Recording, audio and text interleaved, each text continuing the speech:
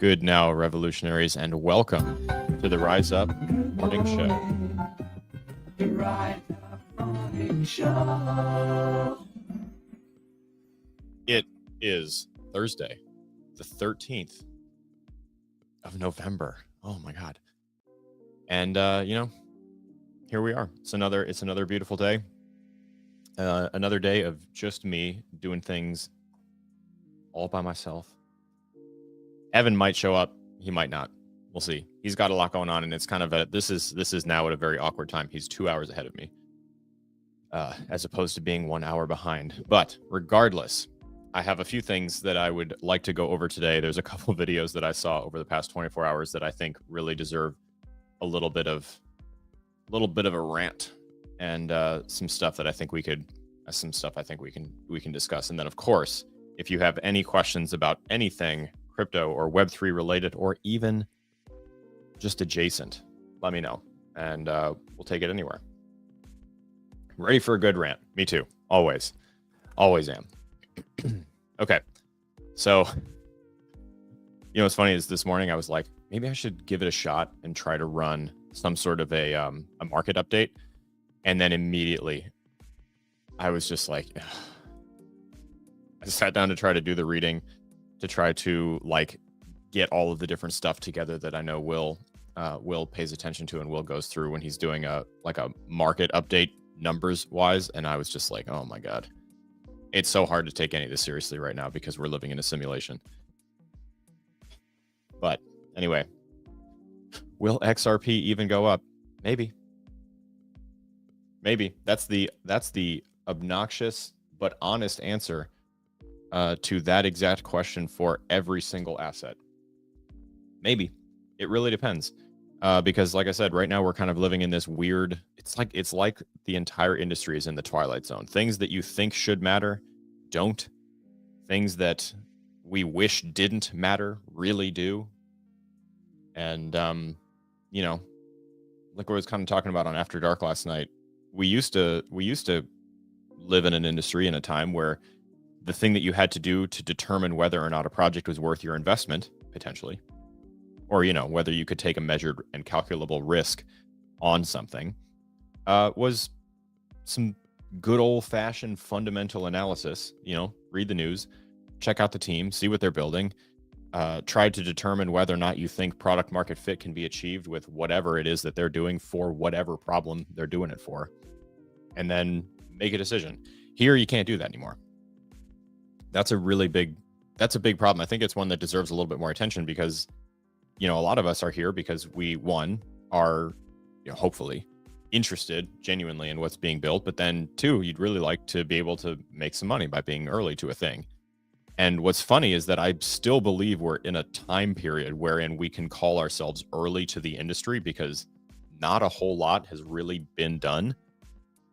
But the big guys figured out where all the money was and how fast it is and how easy it can be, especially when you have enough to drive a market. And so now we're kind of in this awkward, like I said, Twilight Zone type of time wherein because these markets are so small, even an asset like Bitcoin around $1 trillion is easily influenced when you have kind of outsized an imbalance in the people involved, right? Like, example, in crypto, we often look at people like Michael Saylor as being good, like a net good, attracts a lot of attention, says a lot of bullish, exciting things about Bitcoin, but owns a tremendous amount of it and potentially employs some questionable methods to acquire more of it. And so, that makes, I'm a little nervous about the potential downfall of someone like Saylor or a company like Strategy. Because overall, that might even be a net good for Bitcoin. But in the short term, it would be painful. Anyway, just one of those things. Good to see everybody. What do you think of Coinbase's Launchpad? I can honestly say that I'm not super familiar with Coinbase's specific Launchpad. So instead, I could kind of share a little bit about what I think about launchpads in general, and then just make a note here for myself to take a little bit of a peek into exactly what's going on over there. Is there a product name? Because maybe I've just heard of the name and I'm not associating it with Launchpad. At any rate, in theory, launchpads are cool. It's basically a place where someone who may not have the resources to get something off the ground can bring a really cool idea and get some help pushing it. The problem is, as with most things in crypto, when you go outside of your own pockets to source funding, you usually have to give something up. Oftentimes, launchpads take a percentage of supply or a hefty fee or something like that. And I've seen it go both ways. You know, depending on what the cost is, depending on how the launchpad goes, or what kinds of things they allow to be launched off of their pad, hit or miss. Coinbase, I would think, would probably do some more serious vetting on the projects that they do launch, just because they're a public company and they have that to keep in mind. But I would have to do a little bit of readings about that one specifically. So much background bullish stuff going around the world, but still only slushy sideways charts. Simon, it's you're not alone in feeling that. I think that it's confusing when you look at things in a vacuum to try and square how markets can be moving the way that they are when we continually get headlines dropped one after another that 3 or 4 years ago would have been the most incredible news of all time. And now it's just sort of like another Tuesday. I think the important thing to note there is that crypto is small and it is living in a vacuum, and the most of the world still is lightly or not aware, lightly aware at best, has an incorrect picture of what's going on here, or has exclusively heard of the problem areas. And I mean, think about the stuff in crypto. If you're here, if you're paying attention, think about the stuff that bothers you. Imagine if that's all you had ever heard of, and then ask yourself how excited about the industry you would feel. Because I would be not into it at all. One of the things that I grabbed to talk about this morning is a video that I think I'm going to stitch, post a reply to, because I was really disappointed to see it, but I also understand where it comes from at the same time. It was Hassan Minhaj was hosting Paul Krugman, Nobel laureate economist, and they were talking about crypto, and spoiler alert, Krugman does not like it. Trots out a very tired talking point that is disappointing to hear from someone like Paul, because he knows better and he's very smart and he has the ability to inform himself very easily. And he also understands misinformation as a concept, and he understands cognitive dissonance, and he understands bias, and he understands like all of these things that contribute to him having the stupid opinion that he does, which was that crypto is exclusively used for crime, which is like so boring. And all the comments on that video, all of them, there were thousands, and maybe in my couple minutes of scrolling, I saw one or two that were trying to say something in defense of the industry. And they even addressed that in the video. Hassan asked Paul, if this is the problem, like if crypto is this bad, why is it that every comment on this video when we post it is going to be flaming us for being stupid? And Paul just says, oh, because it's a cult. And I just think it's really sad when something that requires as much nuance as an industry like cryptocurrency gets an analysis from someone who's capable of understanding the nuance, but reduces it so heavily down to some really, really, really, really stupid take that anybody with 17 brain cells would be able to spend 8 seconds online and debunk. The crime thing is annoying because we know that it's true. Like, we know that there is crime that uses cryptocurrency. We know that people do facilitate malicious transactions. We know that cryptocurrency has been used before to carry out nefarious transactions, to perpetrate frauds and scams and schemes, to run Ponzi schemes, to pilfer people of their money, to run investment scams. It's been used to try to wash money and to launder it. All these things are true. However, the nuance there is that it's a fraction of the overall transactions that happen. Chainalysis runs a really, really in-depth on-chain assessment of the industry every single year You can read it. They've been publishing it for years, and it includes the trends of criminal transactions or nefarious transactions inside the space across all ecosystems. It's a relatively small percentage, like less than 5% always. I've never seen it higher than 5. Usually it's around the 1 to 2 range. And then if you were to compare and contrast that to the amount of money transacted for crime just in the dollar, take a wild guess which one is more. So I'm all for calling out crime and fraud and scams and schemes and all this garbage and junk when it comes to cryptocurrency, because I would like to clean up the industry. I would like to help work on that. But you can't sit here and tell me that crypto is the worst of the two when it comes to crime. So I think, Simon, just to take it back to the comment, bullish things happening, why are the markets so shitty? That's it. It's because we're still, Evan and I say this all the time. I will continue to scream this into the void forever. You guys aren't the void. The void is everyone beyond this. You got to tell a better story. There's no reason to even give it a second chance when you do post a video or you do share a comment or a concern about crypto from a place of not being informed, not knowing something, or just having the wrong idea. And the only thing you're met with is like pure hatred and vitriol. Why would you read any further? Imagine being like, I don't think this crypto thing is very cool. And every comment's just like, you're dumb. Oh, you've convinced me. And I would encourage people to think about that as you talk to anyone who disagrees with you on anything. There's a right way and a wrong way. I understand, it's angering and maddening when people don't understand a thing that is important to you, but you got to ask yourself, why don't they understand it? And what can I do to fix that? So I think that as long as the world is not in a fantastic place, this country's not in a fantastic place, even if the industry has made meaningful strides forward, there's not a lot of reason for markets in general to run, and you have to zoom out and look at the big picture. You can't just look at crypto in a vacuum and wonder why it's not pumping. I am so far behind on the comments. I'm very sorry. So early for so long, I'm atrophying. Don't worry, I'm only 68 comments behind. Good morning. Good to see everybody. Now that the government is open, when do you think legislation will pass? To be very honest, legislation was languishing on the Hill before the government shut down.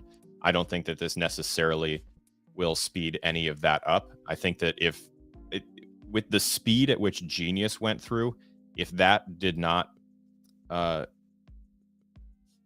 also happen for clarity and for any of the other bills that have been proposed or sitting there, Reserve, Fit 21, anything, there has to be a reason.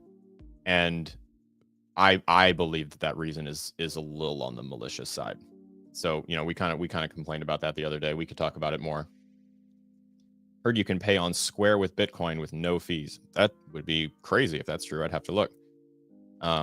Still bullish as a hodler of the biggest caps for long. Yep. And I would agree. Overall, long term, I'm still extremely bullish on the big stuff that has been proving that it works. I'm very bullish on Bitcoin. I'm very bullish on the Ethereum ecosystem. Evan is in Argentina at Ethereum DevConnect right now. And he was talking last night on the show on After Dark when he popped on that the culture in the community that has been built around Ethereum as an institution is incredible. And that's the staying power that is required for something to go the distance. Nothing else has really achieved that yet, not even close. And I would put Solana in that category too. Solana has not gotten anywhere near the behemoth that is the Ethereum ecosystem from a people perspective. The number of people all over the world who are aware of it, are working in that ecosystem. I mean, you can't contend with that. Higher than average blockchain fees be damned. It really doesn't matter. Ethereum ecosystem is fire. I agree. It is extremely impressive. Think the industry is at a place that is instant gratification, get rich quick versus the development. Yep. Okay. So Salim, I completely agree. That was actually one of the things that was on my list to talk about, because here's the thing. You're 100% right, but we can't just stop at that observation. You have to then go deeper and ask yourself why. You could tie in the crime thing to this too, right? Because it's easy to look at a symptom and identify it as a problem and then work on that one symptom instead of trying to identify the root cause. Where have we heard this before?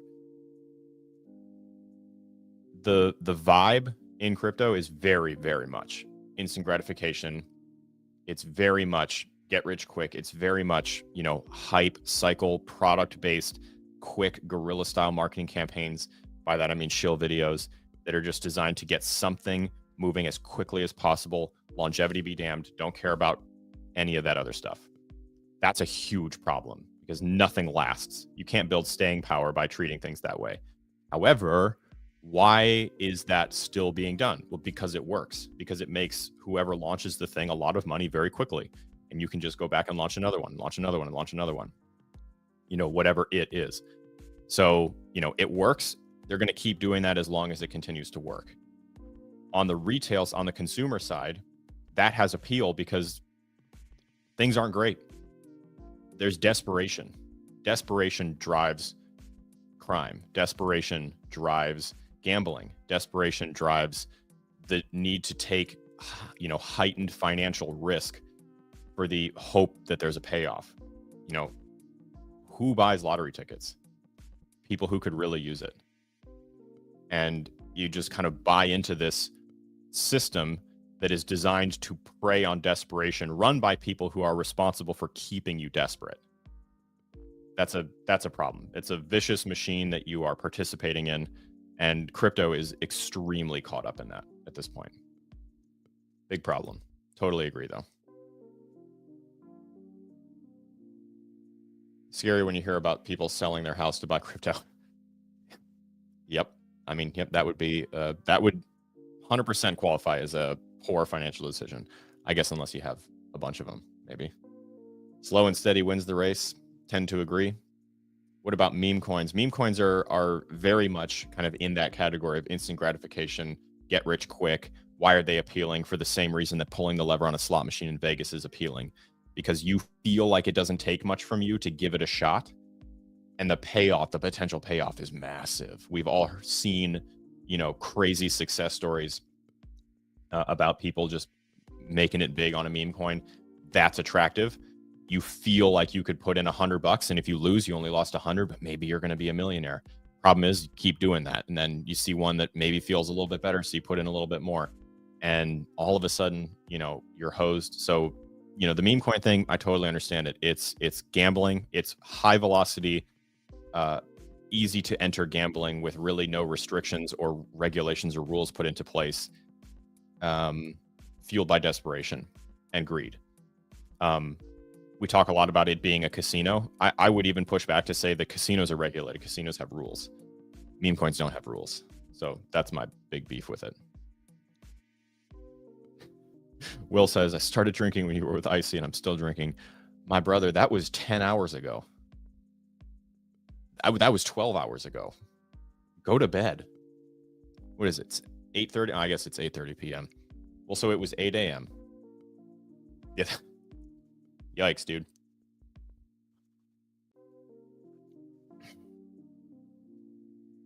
I'm glad that we got a chance to go into the desperation. That was actually one of the things on my list that I really wanted to talk about, was just kind of the, how the hell did that happen? Okay. Now God damn it. Okay, hold on. I don't know what I'm doing. Why is this a thing? Does anybody know how to get rid of this? Sorry, it's no offense. Your vest is fantastic. The lights are great, but I have no idea how you got here. Evan, what is going on? Hey, podcast land, I'm experiencing just a slight technical difficulty on the TikTok side, and I have no idea. Jay-Heat, did you do this? This is what happens when I make a moderator. All of a sudden this happens. How the hell did this happen? Is there really truly like no way to make it stop? Bro, do me a huge favor and just not, it's not happening, man. Yeah, I'm absolutely not doing that. You're locked in, really? There's like no way to make it incredible. All right, well then, hey, my guy in the vest and the fingerless gloves is just gonna like chill with us while we talk about this. I mean, we're winning anyway. I appreciate it. I don't want a bonus mission. Okay, podcast land, for anyone curious. Major gwump for TikTok over here because my companion here I don't know how. Okay, I've muted the opponent. Dude, I can't even hear him. I think I muted him.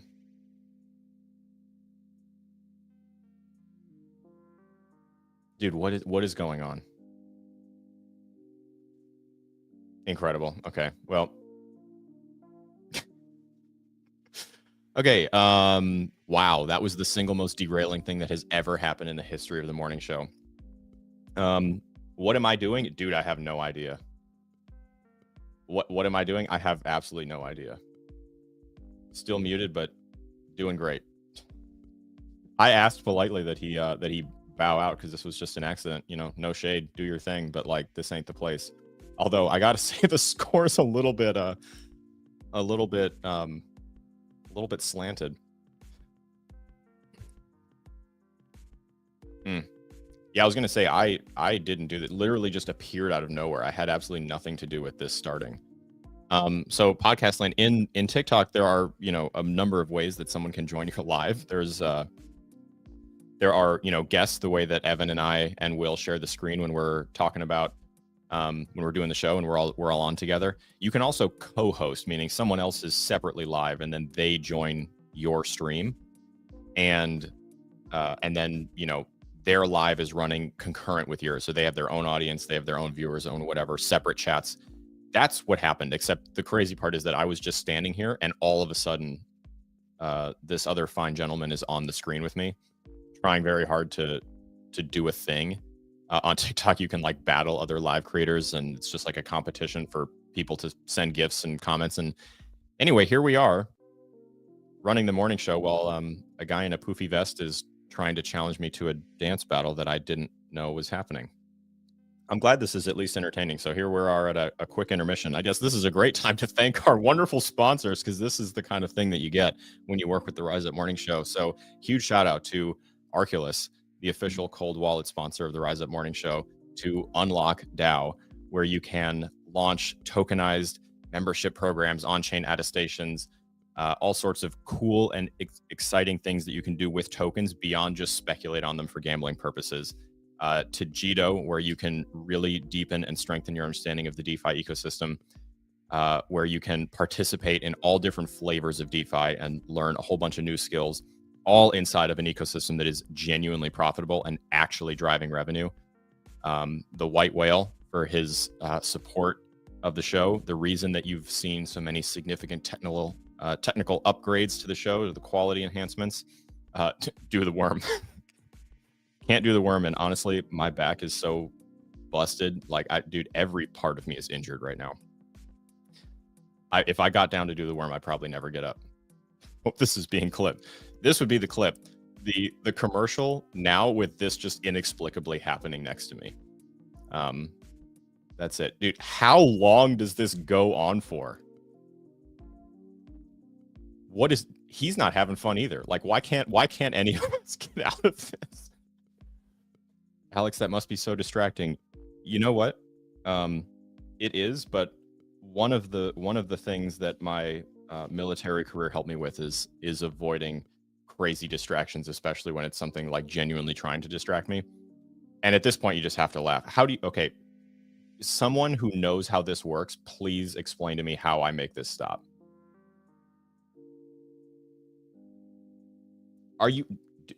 No. You just asked me to do it again. He asked for the rematch. Okay, bye-bye. You can disconnect. Dude, I don't know what I'm doing here. Hook me up, man. Hook me up and bow out. Oh, I said no. He's asking again. Dude, I guess I honestly am. Oh my God. Okay. It's over. Just take a deep breath. Center myself. It's over. I guess the side note is that we absolutely smoked him. So thanks, guys. moderators, my friends, I love and appreciate you. Please be careful what you click, because I can't do that again. What was worse, the battle or 6-7? It's really hard to say. Both of them take a year off my life. Anyway, if you guys didn't, if the mods didn't do it, I truly don't know how he got here. Although, you know what's really annoying about TikTok? I don't know. I'll figure it out later. It doesn't matter. We've ruined enough of the show. Thanks everyone for hanging out through all that. I guess it was funny. Anyway, I do truly not remember where we were at with this whole thing, but anyway, does anyone have any questions? Undefeated champion. You know what? That's my first and only TikTok battle, and I think I'm going to retire there as the ultimate champion. We did win, so good job. Good job, team. It's me, 23. Thank you so much. Let's get back on track. So ETFs, staking. Is that a thing? Is that coming? It sounds so funny just to go back to this after all of that. Core memory for all of us here today. I'm so sad that Evan and Will just had to watch it from the sidelines. Okay, so retire with the belt. Yeah, okay. Is it true that ETFs may soon have a staking component? Yes. Not only is it true that they may soon, they do. We've got the first one live. There will be more. This was absolutely inevitable. We've had Commissioner Hester Peirce was talking about this as early as this January. Just, you know, in the wake of a new crypto-friendly administration. I say friendly because we've still not really managed to get a single piece of legislation passed that actually helps anybody. But hey, you know what? Baby steps. Ignoring crime is, I guess, the first step. But no, there are staking features. It makes perfect sense. It doesn't make any sense to not have it enabled. If you've gone through the process to get an ETF, an exchange-traded fund, approved through the SEC and listed with custodians and traded on major indexes, and you're not allowed to pay a dividend, I would argue that the process of approving that ETF needs to be reviewed, because why not? Companies can pay dividends. Why the hell couldn't a blockchain ecosystem pay a dividend in the form of the interest for doing the cardinal utility of the asset in question? If I have an Ethereum ETF, I want that custodian to stake that ETH. That is good for the network. It makes it more secure. It makes it more secure for them. They are heavily incentivized to do that. Interest is earned, dividends can be paid to ETF shareholders. Win-win, right? Solana, same thing. Anything proof of stake, same thing. So yeah, it does exist. It will continue to exist, and it will probably get better. Best morning show ever. Dude, Will, thank you for sharing about the bidet. You know what's funny is whenever I hear the word bidet, I always think of the SNL skit with, I think it was Zach Galifianakis and Kristen Wiig as a married couple questioning whether or not the hotel would have a bidet as they're checking in. It's very funny. Will definitely would have danced. Will 100% would have danced. Yeah, would have been epic. It's just not me. I was just trying to figure out how the hell it even happened, and it's crazy that you can't turn that off. That's insane. Does a proof of stake and staking mean security? Yep, absolutely.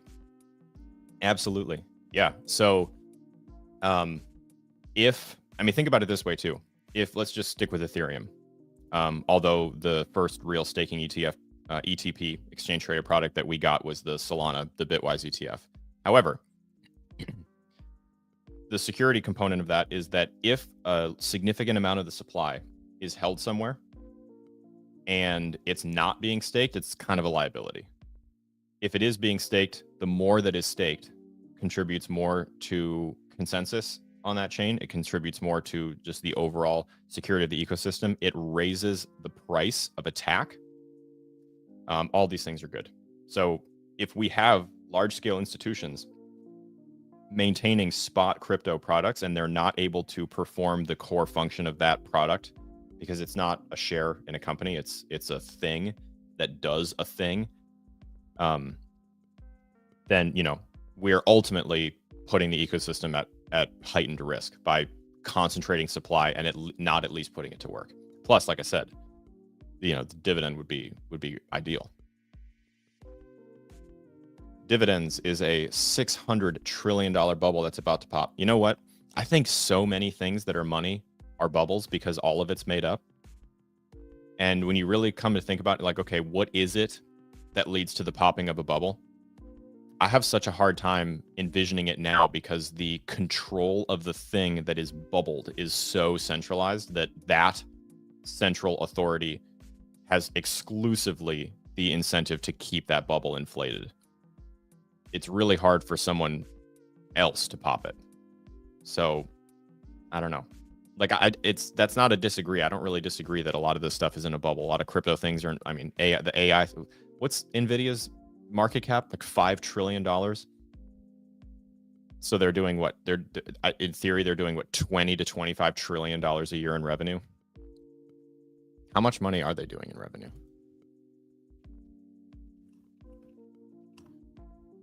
Let's see. 2025 is almost over. What was 24? NVIDIA's total revenue for fiscal year 2024 was $60.9 billion, which was a 126% increase from the previous fiscal year.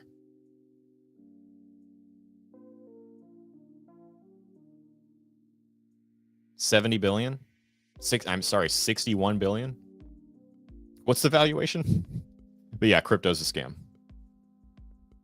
Bitcoin's a scam. Wow, that's staggering. That's astonishing. That's astonishing. I knew it was going to be significantly lower than 20 trillion. That's insane. Obviously that number is meaningless, but 61 billion, dude, how many companies have more money than them? Let's see. Okay, now I'm curious. We're going to go down this rabbit hole together because my curiosity is piqued. Public companies ranked by revenue. Okay. Any guesses at number one? It is, I guess, who I would expect. So Walmart, 693 billion. Amazon, 670 billion. Saudi Aramco, 461 billion. Cinepec, never heard of it, 444 billion. United Health, yikes, 422 billion. Apple, 400 billion. Okay, so no one has achieved okay, so then market cap.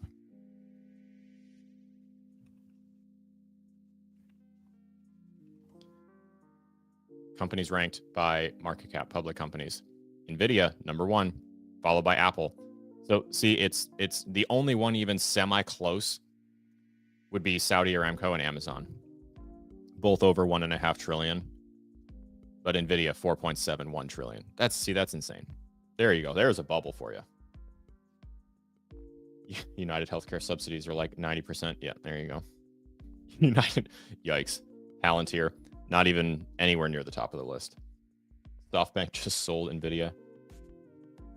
Yeah, that's crazy.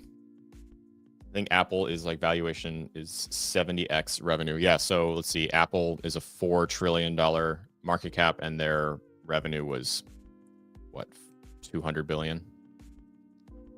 Apple, 400 billion. Yeah, so it's not 70, but it's a lot.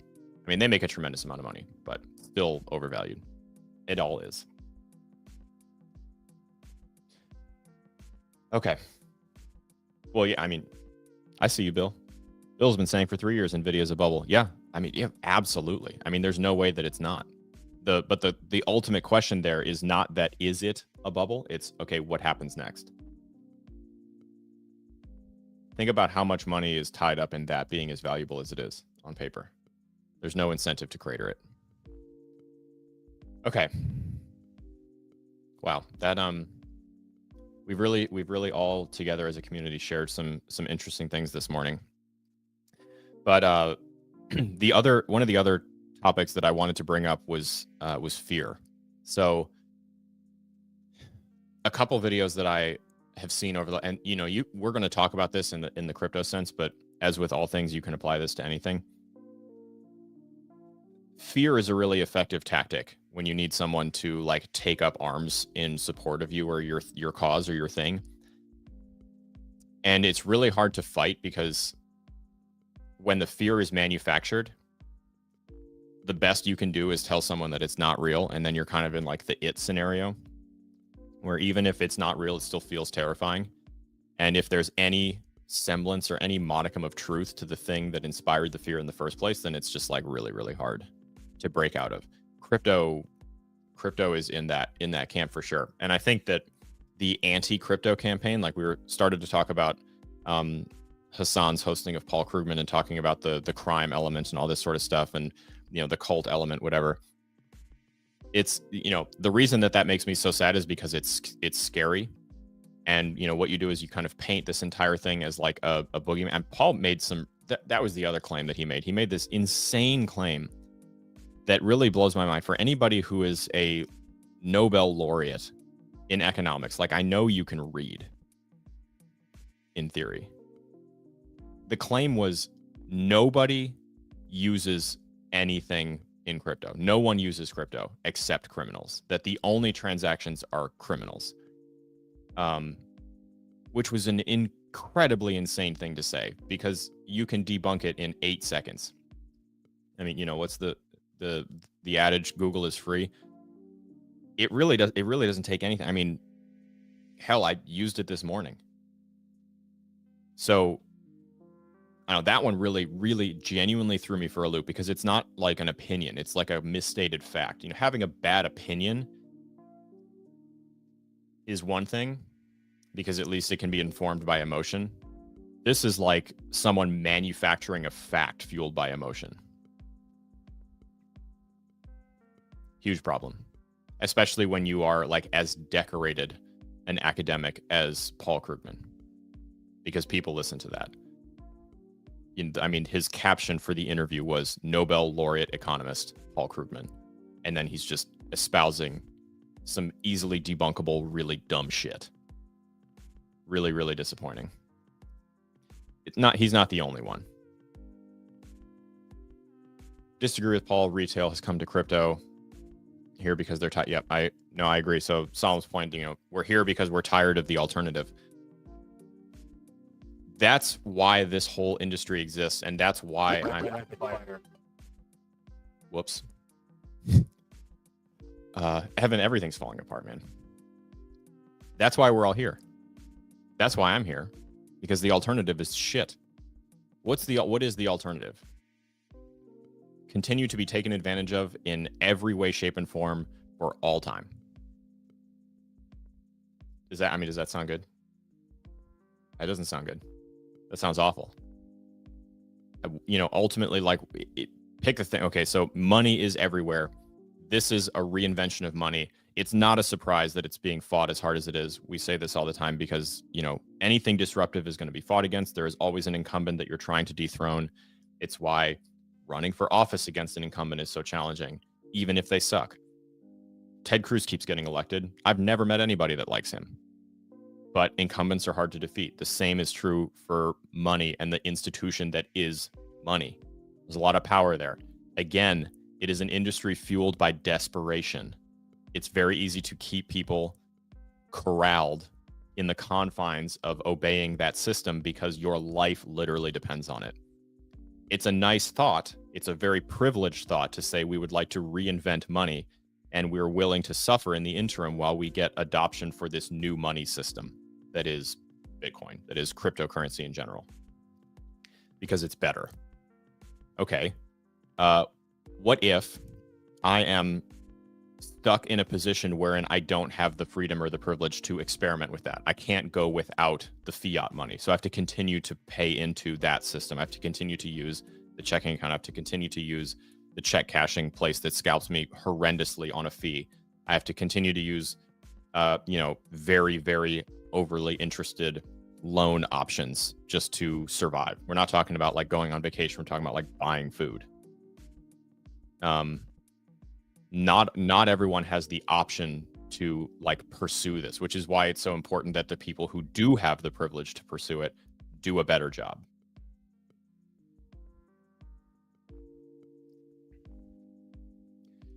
Have to keep using Western Union. It's true. And they know that it's a problem. They wouldn't, if Western Union felt confident that none of this was coming for their bag, they wouldn't be integrating any crypto stuff, right? So there you at least know that you're on the right track. But at the same time, you know, obviously they're trying to retain power. The thing that makes them predatory is the fee structure. It's not, you can't be super mad at it because it's still a company. That's what their motivation is. They're not the only company that charges too much for what they do to continue to drive profits higher, to continue to make shareholders happy, blah, blah, blah, all that stuff. You know, but it all comes from a place of being threatened.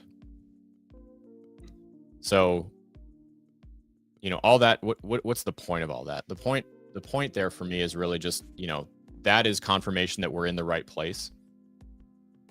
You know, but if we're talking about the frustration that like markets aren't moving the way that we want them to, one, we do have to zoom out and we do have to recognize that a lot goes into markets, right? So, you know, there's kind of this talking, this what's the back and forth? Okay, institutional money is going to drive price movement, or retail money is going to drive price movement. You have one without the other, then you break part of that cycle.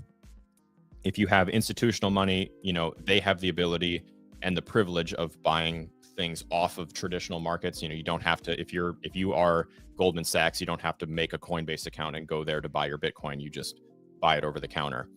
I mean, not even Goldman Sachs, you know, anybody with a significant amount of money has the option to do that. You know, so in that, you know, those things are not hitting order books the same way. They're not moving price the same way. Market makers are incentivized to keep prices going a certain direction. You know, Will always shows the liquidity heat map. You know, this is the spread of like where liquidity money lives on a price chart to incentivize someone who has the power to move the price of an asset like Bitcoin, like Ethereum, like Solana, whatever, to a certain direction in order to liquidate, kill a position that someone has opened to get paid. So even in that, that's what motivates the driving of price. Already, we're not talking about the fundamentals of a project just like doing a good job or like making good revenue. You know, a really good example of that would be JITO. So JITO is a DeFi protocol. They have users, they have customers, they have stuff you can do. They've achieved at least some level of product market fit with the target audience, people who enjoy using DeFi protocols, and they have revenue. It doesn't make any sense from like a purely logical standpoint that that token should not be going up, but it doesn't. Why? Because that part doesn't matter right now. That's the problem.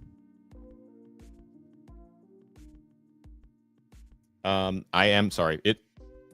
If you've asked a question and I missed it, please feel free to resubmit.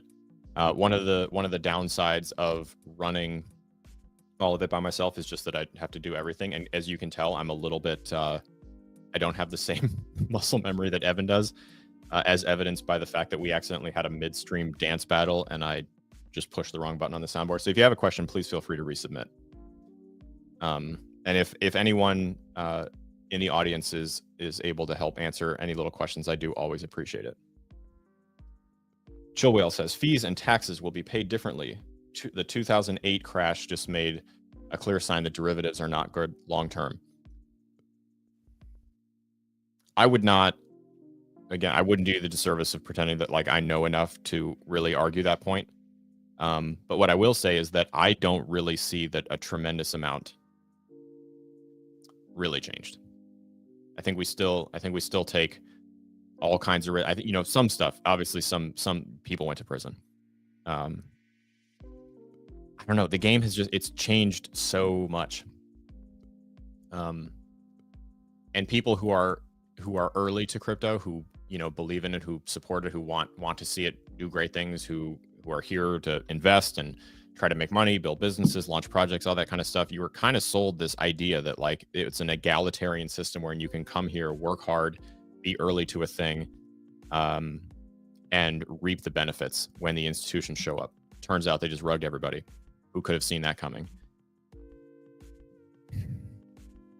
I don't know. We're in a different place, you know, because now you could easily look at cryptocurrency, not a good long-term investment. I'm excluding Bitcoin, but not a good long-term investment. Just simply not. Too many of them, too easy to launch, velocity way too high, not enough oversight, nothing really to stop. You know, we were with Icy on After Dark yesterday. We were trying to kind of mid-mortem Web3 gaming, but you could do this for everything, right? So we were talking about how a venture capital firm can come in, can support an early stage development project by giving them money in exchange for tokens. Those tokens then go to that venture capital at a certain price. After that venture capital firm has invested in that company at that price and received tokens, the valuation of that company, that project goes up. The next round of investment happens at that heightened investment level. And then again, and then again. And then the KOLs get brought in and they get a higher price. Still, everyone involved in that early access wants to make money from the experience. So then what happens? It launches to public sale with everyone incentivized who has early access wants you to think it can go higher. Then they do. And then those people all sell. And then it craters and it never recovers. I mean, that's the mold that has to be broken. You can't keep doing that. It's just going to keep happening. All the math for the 4-year cycle is off. Thanks, ETF and BlackRock. Yep. So the Bitcoin spot ETFs dropping, pushing us to a new all-time high before the halving in 2024. That was the first like real break in the 4-year cycle. I'm fact checking myself here because I don't want to say the wrong date.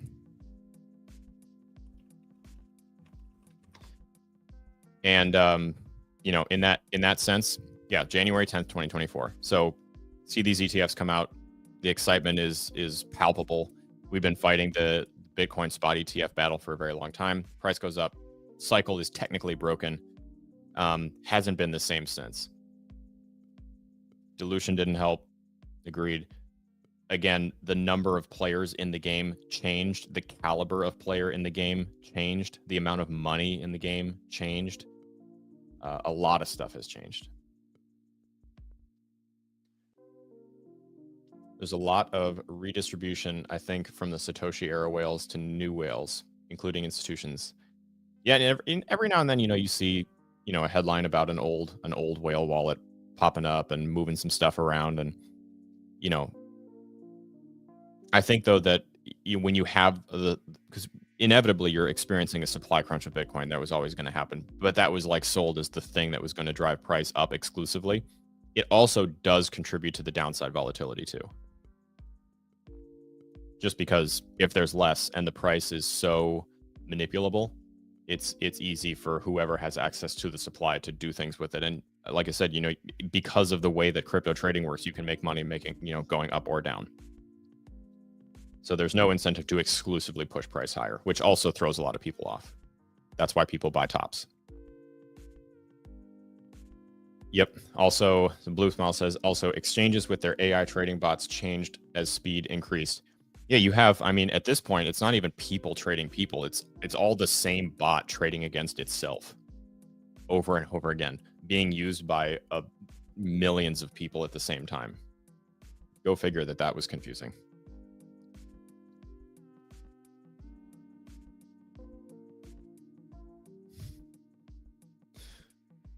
Oh, okay. Everyone, if you have any last minute questions, throw them out. We're gonna wrap just a little bit early today. I do annoyingly have a handful of things that I have to do today. The show will be largely back to normal next week. And I do want to say I appreciate everyone who hung out this week. It was a little unconventional, but I think that we had a really good week. I'm very excited to get more updates from Evan from Argentina. He's got a whole bunch of stuff coming up very soon as things kind of get rolling down there. Will be back. We'll actually be able to go into some more market depth. Although, to be fair, government just reopening, you know, means there wasn't a tremendous amount of data to go through. So now some of that can kind of start up again. And then, you know, next week we'll be back at it first thing Monday morning. Going to be working on getting a few more guests from some of our partners and sponsors on the show to do some question and answer. I'm working on bringing the accountant on to do a tax kind of efficiency workshop. So if you're not going to be able to make that, please feel free to submit questions that you would like to have answered. And yes, Matt, I will do that.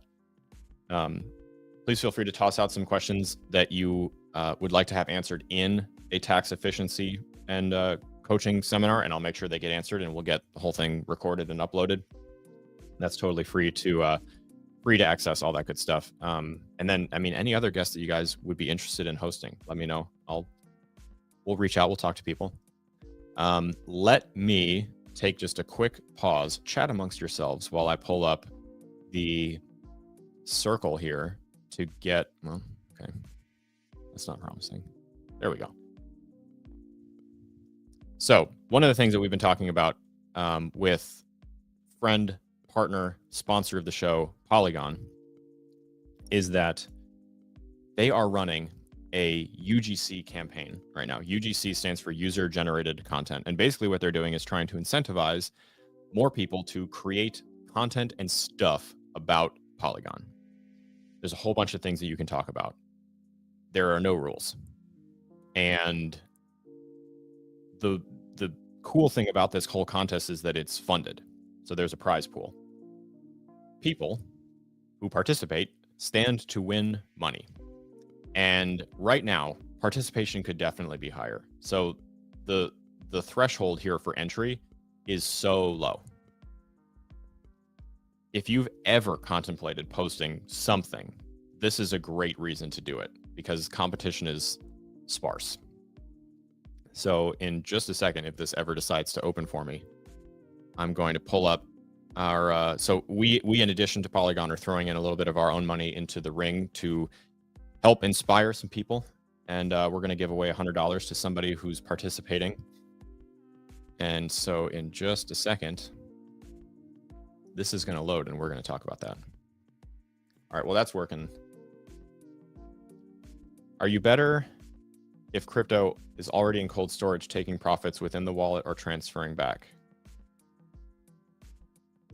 That's a good question, Chris. I think in general, it sort of depends because, you know, not every cold wallet has like an easy trading interface for you to try to buy and sell while maintaining offline storage. So in general, it's common and it's common practice to transfer assets you would like to sell out of cold storage for that process. That's what I do. Usually things that make it into my cold storage wallet are things that I'm not interested in taking profits on. I'm not interested in selling. That's where my Bitcoin lives. If I have a position that I am swing trading, that lives in a hot wallet so that I can be agile and it's quicker for me to access in order to take advantage of a price hike or a dip or something like that. So good question. You would have to look at the specific wallet that you have and see what the options are. I would say that if there is an option that you feel comfortable with for trading inside of cold storage, then by all means, nothing wrong with it. What is Polygon on? Polygon is an Ethereum layer 2. It's a blockchain designed to make Ethereum harder, better, faster, stronger, cheaper. It's so low, even Bearded has tried it. Talking about the threshold for UGC. Okay. Let's get rid of this. Sorry, couple spams. Nope, not you. What's your anticipation regarding Solana in the next 6 months? You know, I know that the core of that question is about the price. Couldn't tell you, but the user base and the revenue. Actually, let's look. I haven't looked in a few days. Here's a great opportunity to shout out friends of the show, DeFi Llama, where you can go to check the revenue of anything in crypto that has publicly verifiable revenue. Okay. Yeah, I mean, app revenue in the last 24 hours is still over $4.5 million. Chain revenue The sum of, okay. Millions, more than a million. 1.4 total, 1.3-ish total. So yeah, I mean, still, despite, TVL, total value locked, over 12 billion, still down from September, where it was almost 16. Still high. I mean, overall, despite everything, still promising. So from a user perspective, from a revenue perspective, Solana is one of the top. So, I am bullish long term. But again, if we're talking about like what could price do today, tomorrow, next week, next month, early next year, I'm not the guy. I'm not gonna do us all the disservice of me pulling a number out of nowhere.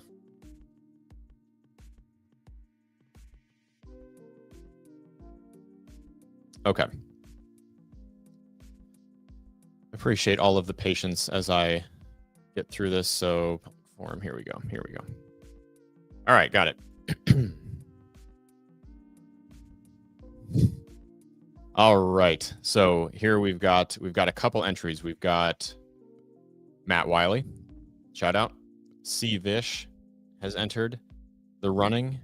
We've got Bearded. We've got, okay, here we go. Matt, Bearded, C Vish, I dig it. Okay, sweet. So I'm going to go through all of these different things. The one thing that I told Evan I was going to do last night, honestly, I don't even need to go through all of the content right now, but I'm very excited to watch and give some feedback and help, and we can promote. I'm next week we can share a bunch of this stuff on the show. I'm going to award all three of you. We're going to do $100 for all three of you guys. So shout out to you guys for taking a stab, taking a plunge. I'm really excited about it. And like I said, please feel free to reach out if you would like any help entering, creating, waiting for a specific deadline from Polygon about when all of this stuff needs to be like done and posted.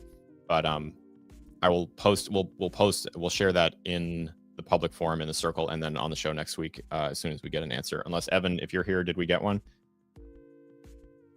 Anyway, shout out Bearded, shout out Matt, shout out Cvich.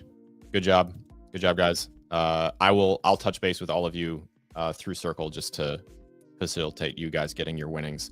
But I'm really excited. Hell yeah.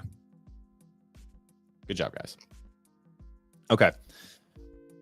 I am gonna ride my dog and my pony. I said dog as if there was only one. Off into the sunrise. I said sunrise. I guess it's early, so that kind of counts. But we're going to be back same time, same place next week on Monday, hopefully with more than just me. But I've had a really good time hosting and getting back to the beginnings of my creation career, running solo streams and stuff this week. Excited to get some updates from Will and Evan. And yeah, just thanks for everyone hanging out. You gave me a lot of your time this week. I appreciate it. It was a little chaotic. Today was especially chaotic. Thanks for propelling me to a victory in that impromptu dance battle that I got thrust into without asking for. And, like I said, thanks again to our wonderful sponsors and partners, JITO, Unlock Protocol, The White Whale, Arculus, and Polygon. I appreciate you guys. You guys help make the show possible and help continue to improve it with us every single day. And I'm really, really excited. Without further ado, I will see you guys next week. Stay safe. Follow up with me if you have any questions in the circle. And until next time, rise up.